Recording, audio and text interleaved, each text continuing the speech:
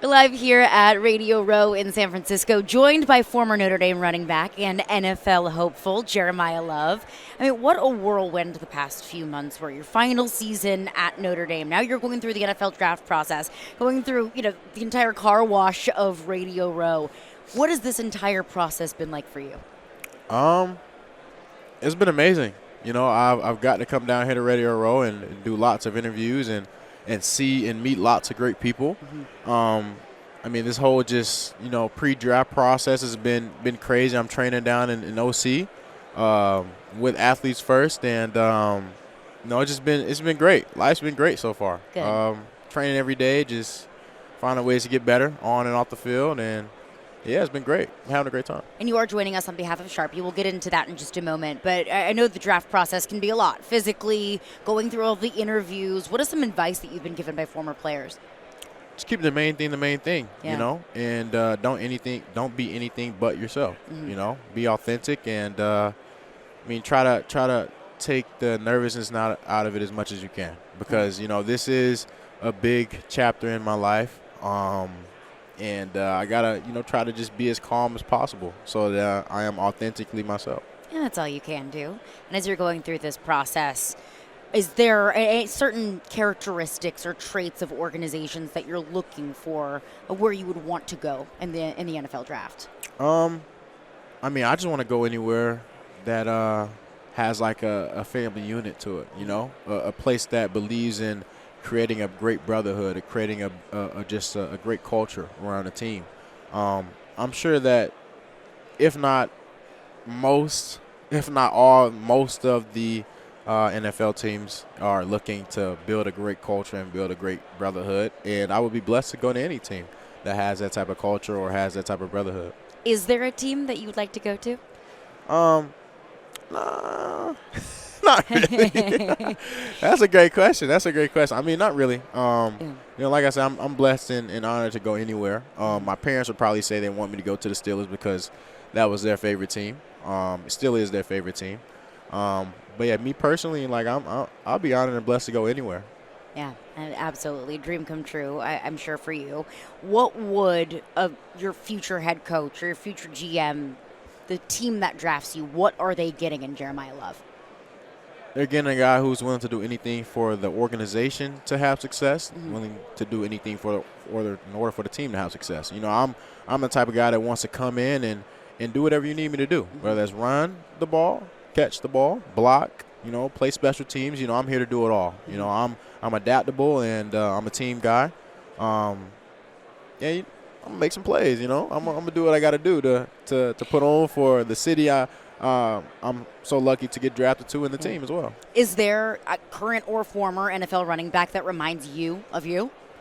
I would say current, probably Jahmyr Gibbs. Jahmyr Gibbs is a very explosive back. He's a guy who can do it all. He can catch. He'll shake you out your shoes. Jahmyr Gibbs is the most complete back that I've seen as far as the time I've been watching football. Yeah.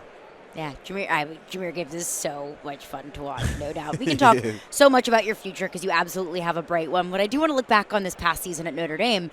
Every week I felt like your team got better, which is such an incredible testament to your team and your culture and to your coach, Marcus Freeman. You were playing like one of the best teams in the country toward the end of the season. Do you feel like your team got robbed of a spot in the college football playoff? I wouldn't say we got robbed. We put ourselves in that predicament, we didn't do what we needed to do the first 2 weeks of the season. Started off 0-2. But we picked back up, throughout week after week and get into the end of the season. And we were in the predicament that we were in because we put ourselves there. Yeah. We didn't get – a lot of people say we got snubbed. But you got to just take it down to the details.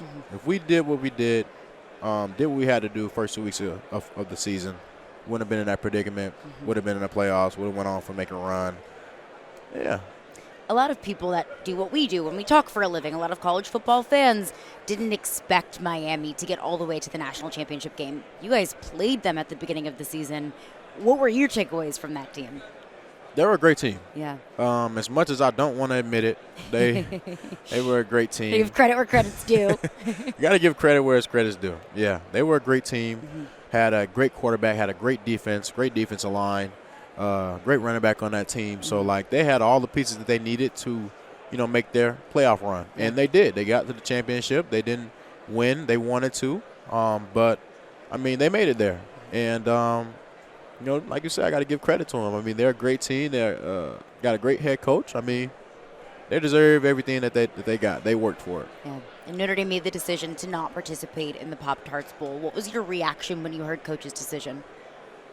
It wasn't more just Coach Freeman. It's kind of an everybody decision. Mm-hmm. Our captains were had the final say so, but the captains made sure that they touched with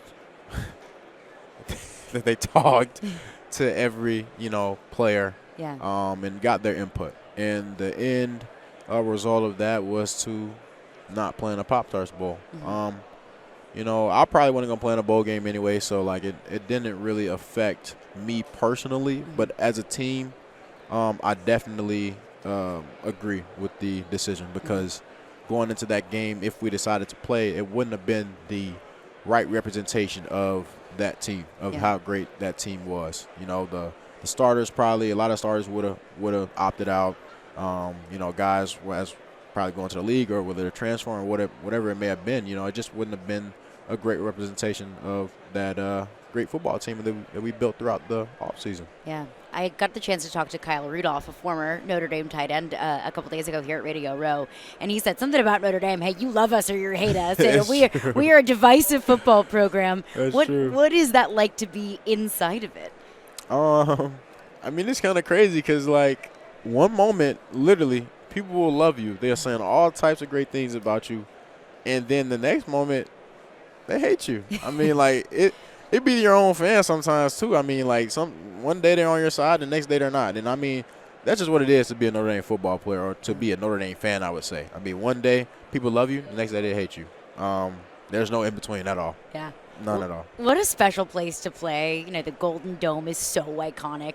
You got such a wonderful privilege, an opportunity to play for that team. When you look back on your experience with Notre Dame, what's one story that you'll think back on and admire? One story. Hey, we got all day. As many stories as you want. I'm going to take it back 2 years ago. Penn State in I think it was the semifinal game to go to the national championship. I mean, that game was crazy. Like, there was a lot of crazy moments in that game. You got JG breaking two guys off for a touchdown. You got me, breaking through like 8 people to score a tud. You got, Christian Gray's game-winning interception, Jeter's game-winning field goal. I mean, it was a lot of moments in that game. And I feel like that was probably the best game of just being there and experiencing everything. It's probably the best game of my life. Probably not performance-wise. I was hurt. Like, I couldn't do everything I wanted to do. I had a crazy hurdle that game, too. I remember it well. I mean, it was on every SportsCenter clip, every tweet. You couldn't escape that highlight. It was incredible. Yeah, but that was definitely probably my favorite moment, or just memory of, my past at Notre Dame. Take me back to that moment. What's going through your head? Are you thinking, oh, my gosh, I'm going to hurdle this guy? Yeah, it was predetermined. As soon as Riley pitched me the ball, I mean, I seen him coming. I didn't care if he was going low or whether he was going to stand up. I was going to jump no matter what, and I jumped and just cleared him. It was just a crazy moment. Like, I didn't think I was going to clear him, but I did. Like, he just I don't know, he just didn't get me. And that's usually how it works. I mean, guys aren't expecting it, and even if you are, when a guy's jumping in the air, it's like, what do I do? Right. So, like, he didn't know what to do, cleared him, and kept running. I swear to God, if, like, I knew, like, I wasn't really out of bounds. Like, I really didn't step out of bounds for real. Yeah. But, like, I kind of stopped playing because I thought they tackled me and pushed me out of bounds. But if I fought for, like, an extra little second, I would have got free and I would have kept running. Like, they didn't even try to, like, really tackle me. Like, they just tried to push me out of bounds, and I just let them push me. Kind of crazy, but. What did Coach Freeman tell you after that? He didn't say anything. Because he probably at that time didn't want me trying to hurdle anybody because I was dealing with the knee stuff. Mm-hmm. But what can you say to somebody if it's working? I mean, like you let it fly because it's cool, I guess. For the level of cool, you just. I mean, Can't say nothing. Can't say much. Touche. Very, very true. It's so fascinating to watch the evolution of the running back position. It was the most elite highlight play kind of position for so long, and then it was devalued for a long time in the NFL. How have you seen, through a running back's eyes, how have you seen the position kind of grow and evolve and change over time? I mean, as of just being in the modern age of just football, I mean, running backs got to be more than just a traditional running back. You got to do more than just run the ball and block. You got to be able to catch out the backfield and make plays, outside the box. And I feel like a lot of running backs in this day and age are doing that, or are trying to, or training to do that. And I myself take great pride in my receiving abilities. I want to be known more than just running back. I want to be known as a receiver. If not, one day switching my position to receiver. Probably not going to happen, but I mean, that's how dedicated I am. But that's something that you would be interested in. That's definitely something I would be interested in because longevity of a running back isn't very long, or so people say. You got guys like Christian McCaffrey that are playing for a very long time. Yeah. So it's possible, but I want to impact the game more than just as a running back. I want to do it all. What receiver do you admire in the league? Jameson Williams. He's great. He from St. Louis. He went to Alabama. Just a great receiver. Great receiver. Yeah, absolutely. You are joining us on behalf of Sharpie. Tell us a little bit about what you're doing with them. I hear you're the Sharpie Rookie of the Year. Yes, ma'am. Congratulations. Thank you. I mean, I was named the 2026 Sharpie Rookie of the Year. It's a great honor to be a part of something bigger than myself.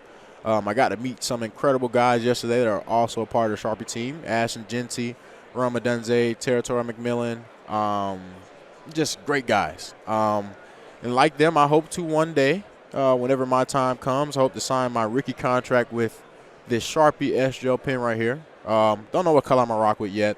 They got some crazy colors. I saw a copper one yesterday. Fancy. I may have to rock that one when I'm signing my contract. But, it's great to be a part of something bigger than myself. And I've been using Sharpie my whole life, too. So, it's kind of like a full circle moment. Amazing. Very happy for you. Do you have draft night plans? I do not. Draft night fit? I got some colors. Care to share, or is that a surprise for draft night? I haven't made my mind up, but I'll either probably go black, blue, or an olive green. Ooh, love it. Who's the first person that you're calling the day that you get drafted? Well, hopefully my mom and dad are there. So give my mom a kiss, give my dad a hug. I don't know, probably my best friend. Yeah. My best friend, probably call him. Hopefully he's with the rest of my friends. Hopefully they, get together and celebrate. If he's not there, I'll definitely probably be calling him. Or my granny, granddad, one of the two.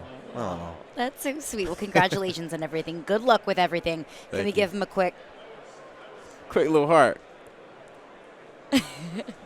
I'm going to bring that to the NFL. As you should. Absolutely. One of the best celebrations in college football last year, and we'll see a whole lot of it in the NFL next year. Jeremiyah Love, former Notre Dame running back and NFL hopeful as well, hanging out with us here with Yahoo Sports.